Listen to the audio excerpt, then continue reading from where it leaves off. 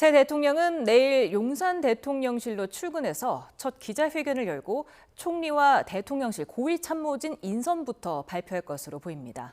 윤석열 정부의 대통령실은 3년 1개월 만에 완전히 문을 닫고 역사 속으로 사라지게 됐습니다. 취재기자 연결해서 알아봅니다. 신윤정 기자. 네, 용산 대통령실입니다. 네, 대통령실은 새 대통령 맞이를 어떻게 준비하고 있는지 전해주시죠. 네, 새 대통령은 당선이 확정된 뒤 내일부터 이곳 대통령실에서 업무를 시작하게 되는데요. 후보에 따라 집무실 이전 계획을 내놓은 경우도 있지만 당장 업무를 보려면 용산 대통령실을 찾을 수밖에 없는 상황이기 때문입니다. 이에 따라 새 대통령은 내일 오후 1층 브리핑룸에서 기자회견을 열고 총리와 대통령실 참모진 인사 등을 우선 발표할 가능성이 큽니다. 인수위 기간 없이 당선 확정 뒤 곧바로 업무를 시작하는 만큼 대통령실은 국정 운영에 필요한 보안 통신망과 상황실 등 시스템 점검과 내부 시설 점검도 마무리한 것으로 알려졌습니다. 새 정부로의 마지막 인수인계는 대통령실 살림을 맡아온 총무비서관이 하게 됩니다.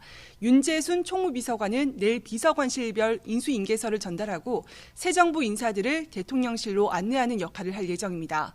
국가안보실도 새 정부 출범 초기 국가안보에 공백이 있어서는 안 되는 만큼 군 출신 인사 등 실무 직원들은 새 정부 인사가 날 때까지 남습니다. 지난 2022년 5월 10일 윤 전 대통령 임기 시작과 함께 문을 열었던 용산 대통령실은 지난 정부 흔적을 모두 지우고 새 주인을 기다리고 있습니다.